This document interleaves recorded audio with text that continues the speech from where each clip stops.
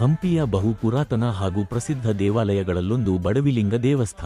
ಇದು ಹಂಪಿಯಲ್ಲಿ ಶಿವನಿಗೆ ಅರ್ಪಿತವಾದ ಒಂದು ಅದ್ಭುತ ಕುಸುರಿಕಲೆಯ ದೇವಾಲಯವಾಗಿದೆ.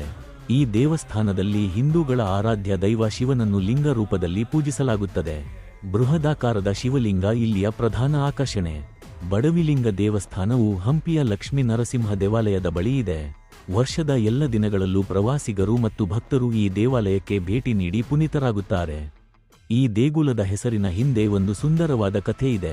ಈ ದೇಗುಲದ ಹೆಸರು ಬಡವಿ ಪ್ಲಾಸ್ ಲಿಂಗ ಎಂಬ ಶಬ್ದಗಳು ಕೂಡಿ ಬಂದಿವೆ.